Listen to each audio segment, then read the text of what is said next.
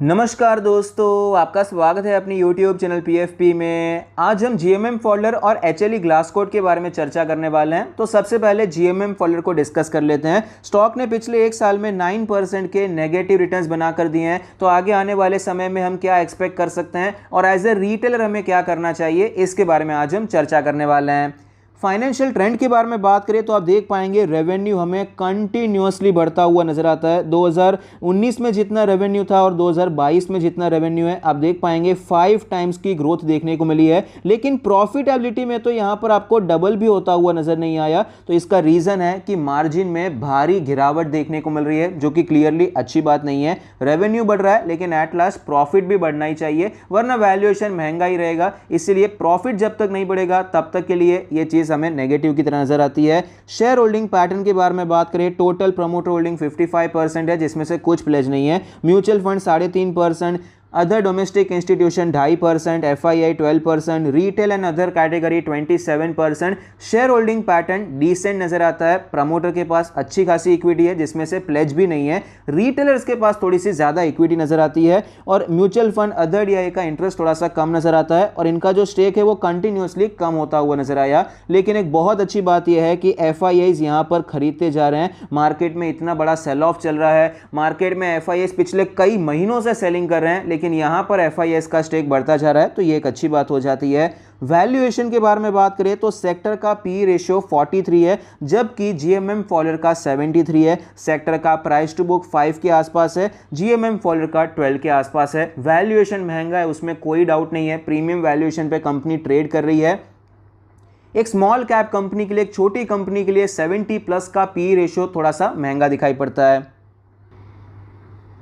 Stock के chart पर हमें क्लियरली पता चलता है कि पिछले एक साल में कोई ट्रेंड देखने को नहीं मिला है। 40 to 50 से करके 50 to 50 के बीच में हमें ये ट्रेड करता हुआ नजर आया। यहाँ पर एट लास्ट ये लेवल टूटता हुआ नजर आया, गिरावट देखने को मिली। 4000 का लेवल भी टूटा, लेकिन 3750 से वापस एक रिकवरी देखने को मिली है। फिलहाल ये स्टॉक अपने 20 और 50 डेज के मूविंग एवरेज के ऊपर ट्रेड कर रहा है। 200 डेज के मूविंग एवरेज को अप्रोच करने की कोशिश करता हुआ नजर आता है।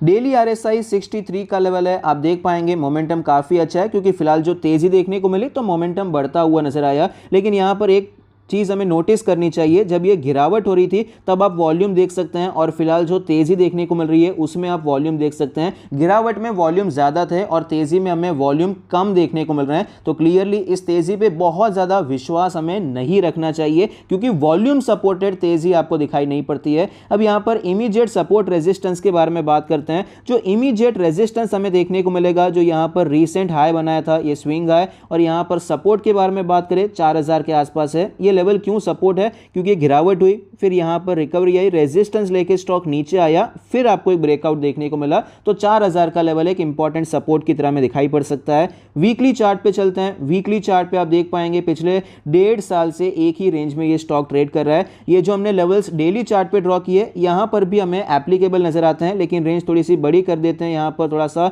बड़ा व्यू यहां पर लेने की कोशिश करते हैं। तो ऊपर के साइड पे 50 to 50 का लेवल है और नीचे के साइड पे जो रिसेंट लो बनाया था वो 3800 के आसपास का लेवल हमें दिखाई पड़ता है। मंथली चार्ट के बारे में बात करें तो मंथली चार्ट पर भी आपको ये रिफ्लेक्ट होता हुआ नजर आता है कि पिछले 1.5 साल से कोई खास मोमेंटम देखने को नहीं मिला है। कई बार ऊपर जाने की कोशिश की लेकिन सक्सेसफुल नहीं हो पाया। यहां पर गिरावट की भी कोशिश की, लेकिन नीचे के लेवल से फिलहाल हमें बाइंग इमर्ज होती भी नजर आई है। 2020 में ये वो समय चल रहा था जब स्टॉक में हमें भयंकर तेजी देखने को मिल रही थी। कंटिन्यूअसली स्टॉक ऊपर जा रहा था। कुछ ही समय में स्टॉक हमें डबल होता हुआ नजर आता था। आप देख सकते हैं 3000 पे स्टॉक चल रहा था, 7000 तक पहुंच गया था। 4000 के लेवल से 7000 का सफर तो इसने एक हफ्ते में निकाल दिया था। ये वो टाइम था जब सब लोग GMM फॉल्डर में खरीदारी करने के बारे में सोच रहे थे कि ये नेक्स्ट मल्टी बैगर है, स्मॉल कैप में ही निवेश करना चाहिए, क्योंकि स्मॉल कैप ही लार्ज कैप बनते हैं, लार्ज कैप में निवेश करेंगे तो पैसा नहीं बनेगा। ये टाइम चल रहा था, लेकिन उसके बाद हमें यहां पर थोड़ी बहुत गिरावट देखने को मिली। अब तक कोई प्रॉब्लम नहीं था, लेकिन उसके बाद OFS आया और OFS हैवी डिस्काउंट पे आया था और यहां पर कंटिन्यूअसली गिरावट देखने को मिली। सेंटीमेंट पूरा बदल गया। जो लोग यहाँ पर जीएमएम फॉलोअर की तारीफ कर रहे थे, सेम लोग यहाँ पर जीएमएम फ्रॉडलर करके बुलाने लगे थे। तब हमने आपको बताने की कोशिश की थी। देखिए ओएफएस यहाँ पर आ चुका है नीचे के प्राइस पे, जो कि क्लियरली अच्छी बात नहीं है। इतनी तेजी आई, उसके बाद यहाँ पर कुछ मैनिपुलेशन होता हुआ नजर आता है, लेकिन बहुत बड़ी गिरावट हो जाएगी उसके चांसेस थोड़े से कम नजर आते हैं। तो यहाँ पर गिरावट तो नहीं हुई, यहाँ पर जो मेरा व्यू था गिरावट नहीं होगी, वो तो थोड़ा बहुत सही निकला, लेकिन कोई बहुत बड़ी तेजी भी देखने को नहीं मिली। स्टॉक हमें एक ही रेंज में 1.5-2 साल फंसता हुआ नजर आया। तो अब ऐसी सिचुएशन में क्या करना चाहिए? तो फिलहाल के लिए अगर आपने यहाँ पर ऑलरेडी पोजीशन बनाकर रखी है, अब तक आप होल्ड कर रहे हैं, तो मेरे हिसाब से अब भी आप होल्ड करने के बारे में सोच सकते हैं। रिसेंटली शायद किसी ने Q&A सेशन में पूछा था, तो मैंने आपको बताया था कि अगर 4000 के नीचे जाता है तो ये वीक हो जाएगा। अगर एग्जिट कर दिया है तो अभी मेरे हिसाब से आपको री एंटर नहीं करना चाहिए। लेकिन अगर आपने एग्जिट नहीं किया है, अब आप होल्ड कर रहे हैं, तो अभी आप ये लेवल को as a stop loss follow कर सकते हैं, क्योंकि एक रेंज में चल रहा है, ना ही ज़्यादा वीक हो रहा है ना ही ज़्यादा स्ट्रांग हो रहा है। तो स्टॉप लॉस लेकर यहाँ पर रखना चाहिए, क्योंकि जितना बड़ा कंसोलिडेशन उतना बड़ा ब्रेकआउट या ब्रेकडाउन होगा। ये इतना बड़ा कंसोलिडेशन हो रहा है, अगर ब्रेकआउट होगा तो वो भी बहुत बड़ा ब्रेकआउट हो सकता है, बड़ी तेजी आ सकती है। और अगर ब्रेकडाउन होता है तो ये लंबे समय के लिए नीचे के लेवल में हमें फंसता हुआ भी नजर आ सकता है। तो यहाँ पर मेरे हिसाब से स्टॉप लॉस लेकर काम करना चाहिए। फ्रेश खरीदारी अभी के लिए अवॉइड करना है। जब तक ये 5250 के ऊपर नहीं जाता है तब तक के लिए फ्रेश खरीदारी अवॉइड करनी चाहिए। और ये खरीदारी भी टेक्निकल बेस्ड रहेगी। यहाँ पर वैल्यूएशंस को देखते हुए मुझे नहीं लगता बिना स्टॉप लॉस के साथ कुछ भी काम करना चाहिए। अब HLE ग्लास कोट के बारे में बात करते हैं। HLE ग्लास कोट में हमें भारी गिरावट देखने को मिली है। 7500 के लेवल से 3500 के भी नीचे आ चुका है, आधे से भी ज़्यादा यह गिर चुका है। तो क्लियरली यहाँ पर हमें क्या एक्सपेक्ट करना चाहिए? थोड़ा सा फाइनेंशियल ट्रेंड एक बार देख लेते हैं। अब देख पाएंगे कि रेवेन्यू हमें कंटिन्यूसली बढ़ता हुआ नजर आता है, प्रॉफिटेबिलिटी भी हमें कंटिन्यूसली बढ़ती हुई नजर आती है। लेकिन जो ग्रोथ आपको यहाँ पर रेवेन्यू में देखने को मिल रही है, उतनी ज़्यादा ग्रोथ आपको प्रॉफिटेबिलिटी में नजर नहीं आती है। तो यहाँ पर भी मार्जिन्स में गिरावट हो रही है। लेकिन अच्छी बात यह है कि जिस हिसाब से जीएमएम फॉलोअर में मार्जिन्स नीचे जा रहे हैं, उतनी ज्यादा खराब हालत HLE ग्लास कोट में नहीं है। शेयर होल्डिंग पैटर्न के बारे में बात करें, टोटल प्रमोट होल्डिंग 70% है, जिसमें से कुछ प्लेज नहीं है। म्यूचुअल फंड और अदर DI है तो यहां पर नेग्लिजिबल ही है। FIIs 5% है, रिटेल एंड अदर कैटेगरी 24% है। तो शेयर होल्डिंग पैटर्न मेरे हिसाब से तो वीक है। FIIs 5% भी बहुत ज्यादा नहीं है, उसमें से भी म्यूचुअल फंड को बिल्कुल इंटरेस्ट नहीं है। अदर डोमेस्टिक इंस्टीट्यूशंस भी 1% से कम नजर आते हैं। तो यहाँ पर DIS का इंटरेस्ट बहुत कम चल रहा है। तो शेयर होल्डिंग उस हिसाब से हमें वीक नजर आता है। वैल्यूएशन के बारे में बात करें तो वैल्यूएशन क्लियरली हमें यहाँ पर महंगा ही नजर आता है। जिस हिसाब से जीएमएम फॉलोअर का प्रीमियम वैल्यूएशन चल रहा है, बस उसी प्रकार से आपको HLE ग्लास कोट में भी वैल्यूएशन प्रीमियम दिखाई पड़ता है। उल्टा GMM follower HLE glass coat के कंपैरिजन में फिर भी बड़ी कंपनी है, HLE ग्लास कोट उससे भी ज्यादा छोटी कंपनी हो जाती है। तो वैल्यूएशन तो दोनों के काफी ज्यादा ऊपर के लेवल पे नजर आते हैं और रिस्की वैल्यूएशन नजर आते हैं।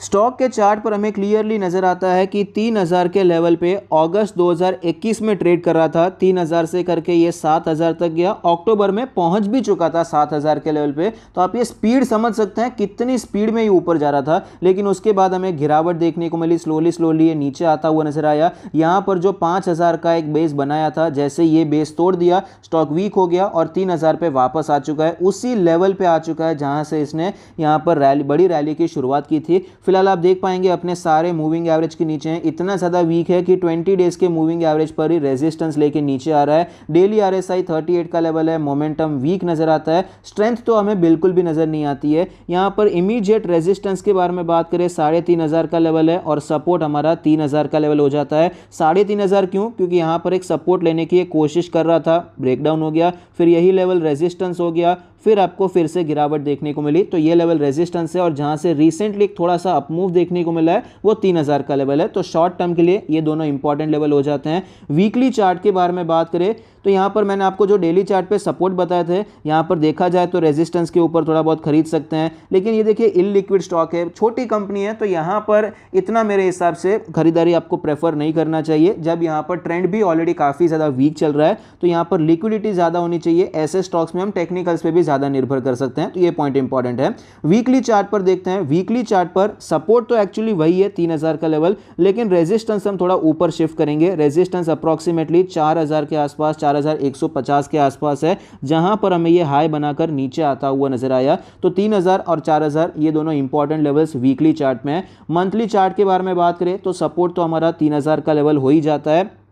उसका रीज़न है क्योंकि यहाँ पर ये तेज़ी आई, फिर 2 महीने शांत रहा, फिर से तेज़ी देखने को मिली, तो ये लो है 3000 के आसपास का, और जो रेजिस्टेंस है वो 4000 हमने वीकली चार्ट के हिसाब से ही रखा है। यहाँ पर देखेंगे तो ये रेजिस्टेंस एक्चुअली 5000 का हो जाता है मंथली चार्ट पे। यहाँ पर बेस बनाने के बाद हमें नीचे आता हुआ नजर आया था। तो अभी हमें जो भी काम करना है 3000 और 4000 को ध्यान में रख के ही करना है। तो अगर आप यहाँ पर खरीदारी करना चाहते हैं तो मेरे हिसाब से अभी के लिए वेट करना चाहिए। जब तक ये स्टॉक 4000 के ऊपर जाता नहीं है तब तक तो बिल्कुल सोचना भी नहीं है कि यहाँ पर खरीदारी करनी चाहिए। तब तक के लिए ये स्टॉक काफ़ी ज़्यादा वीक हो चुका है। मैं मानता हूँ स्टॉक ने बहुत अच्छे रिटर्न्स बना कर दिए हैं, स्टॉक हमें रॉकेट होता हुआ नजर आया है, लेकिन फिलहाल के लिए जिस प्रकार की वीकनेस स्टॉक में नजर आती है, वेट एंड वॉच करना मेरे हिसाब से ज़्यादा बेहतर अपॉर्चुनिटी यहाँ पर हमें मिलेगी। अगर ऊपर जाता है तो हम एंटर हो सकते हैं, लेकिन यहाँ पर जब तक वीकनेस है तब तक हमें जल्दबाजी करके एंटर नहीं करना चाहिए। अगर आपने ऑलरेडी पोजीशन होल्ड की हुई है तो मेरे हिसाब से तो मैंने इसको कवर नहीं किया था, कवर किया होता तो मैं आपको सजेस्ट करता कि 5000 के नीचे ये स्ट्रॉन्ग बेस तोड़ चुका है। जिस प्रकार से इंडिया मार्ट में हमने सजेस्ट किया था कि स्ट्रॉन्ग बेस टूट रहा है, बस उसी प्रकार का यहाँ पर भी स्ट्रॉन्ग बेस बनाया था। जैसे ये टूट गया, स्टॉक में हमें वीकनेस देखने को मिली। तो यहाँ पर देखिए, अगर आपने अभी तक एग्जिट नहीं किया है तो अभी आपके लिए एक फ्रेश स्टॉप लॉस मिल चुका है। 3000 पे होल्ड करने की कोशिश कर रहा है, कर जाता है अच्छी बात है, लेकिन नहीं करता है तो एग्जिट कर देना चाहिए। क्योंकि अगर ये 3000 का लेवल तोड़ देता है तो इमीडिएटली 2500 का लेवल मिल सकता है और उसके बाद 2000 का लेवल भी स्टॉक में मिल सकता है। तो इस हिसाब से स्टॉप लॉस की तैयारी पूरी रखनी चाहिए। फ्रेश बाइंग या फिर एवरेज करने के बारे में मेरे हिसाब से नहीं सोचना चाहिए। एवरेज अप करना है, ऊपर जाता है तो वापस खरीद सकते हैं, कोई इशू नहीं है। स्टॉप लॉस को हम ऊपर ऊपर शिफ्ट करते जाएंगे, लेकिन जब तक ये नीचे जा रहा है तब तक के लिए अवॉइड करना है। और जब भी खरीदारी करनी है स्टॉप लॉस के साथ करनी है, एचएलई ग्लासकोट और जीएमएम फॉलोअर दोनों में, क्योंकि इसके वैल्यूएशंस काफी ज्यादा हैं और ये स्मॉल कैप कंपनी है तो ये और भी ज्यादा रिस्की हो जाता है। आई होप आपको ये वीडियो पसंद आता है, कुछ सीखने को मिलता है। Thank you, stay happy, happy investing.